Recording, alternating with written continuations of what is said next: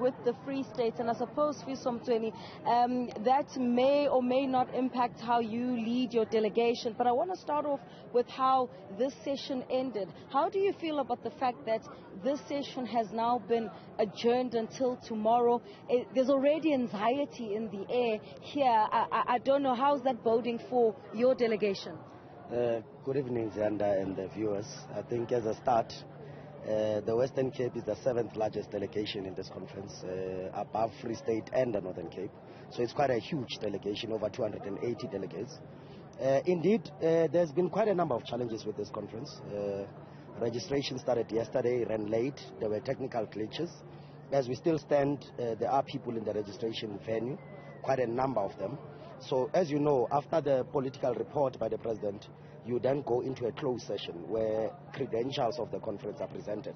So I take it that the leadership in its wisdom thought that let's conclude everything that's got to do with registration, so that when you deal with the credentials of the conference, each and every delegate is inside. So I think it's a welcome move.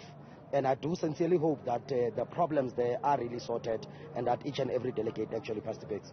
Speaking of problems, is it a problem that you have a former president walking in whilst an incumbent has begun their speech? There are some who were standing on tables, some were singing Newzroom, and it would seem was coming from the KZN delegation.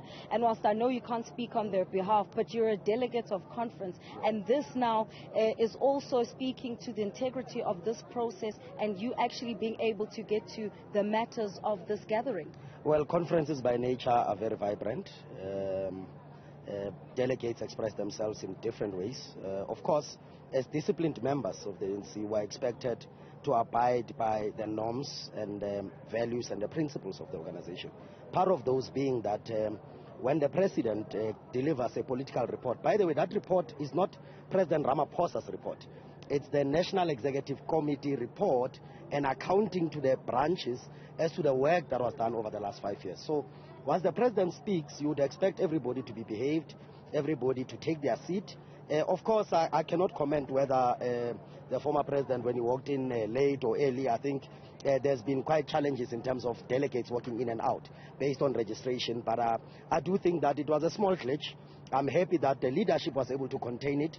As you saw, the large part of the President's address was well received, was well listened to by the delegates, and I think an excellent delivery from the President of the ANC.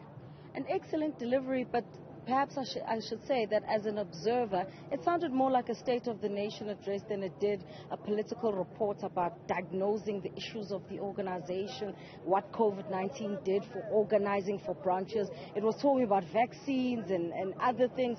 What is your assessment of that? Because I think that may be something, point of discussion for you as branches. Well, if you look at the constitution of the ANC, it says that a political report must also give an account on the state of the nation.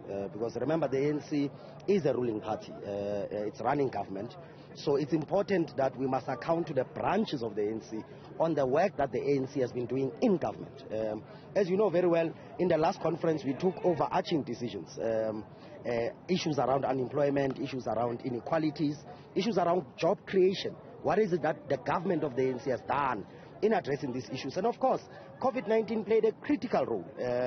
It actually disturbed a large part of these 5 years. And of course, the President had to account in terms of how did the government respond to that issue. What is the question of vaccines? As you know, society has been debating this issue, whether the vaccines are effective, are they not effective. But he presented this thing to the delegates to say, let's debate these issues. How has COVID really impacted on the work of the ANC?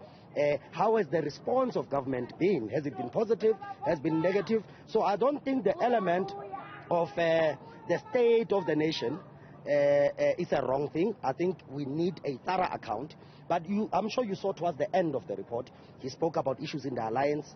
He spoke about the unity and cohesion of the ANC. Very frank, by the way, that the divisions in the ANC have been largely caused by the leadership. It's a frank admission by the President that branches of the ANC are interested in the leadership that will take them forward, not a leadership that will always be at each other's throats, because we then lose sight of the very critical issues that we're supposed to address. And I thought the last part of the report did touch on those particular issues, and I think it's like a chord, really, towards the end to say, guys, let's unite the ANC, because a divided ANC divides the country, and a divided ANC is unable to meet the demands that our people really expect out of us. I'll tell you what the president didn't touch on, and I don't know how closely you were monitoring the actual speech, but there's a part that the president skipped almost deliberately that spoke about the leaders, including NEC members who had to step aside and others having to appear before the Integrity Commission. Why would he skip such an important issue, given the fact that at this very conference it's likely to maybe it's fair for me to say that it might be a divisive point?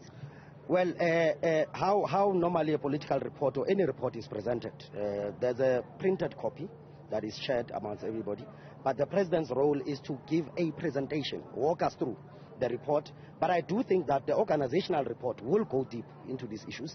I'm sure you saw on the program, the Integrity Committee itself, there's a standalone item where they're actually going to come and present to the plenary. I don't think it was deliberate sidestepping, as you put it.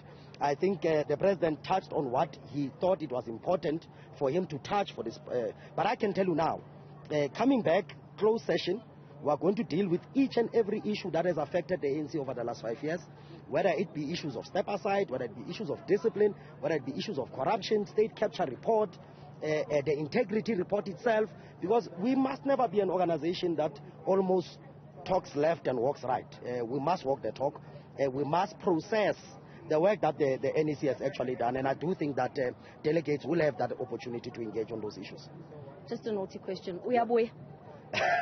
Well, to be honest, the branches of the ANC, I speak on behalf of the Western Cape.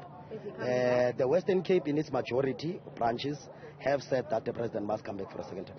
All right, so that's Sifiso Mtshweni. He is the spokesperson for the ANC in the Western Cape. He correctly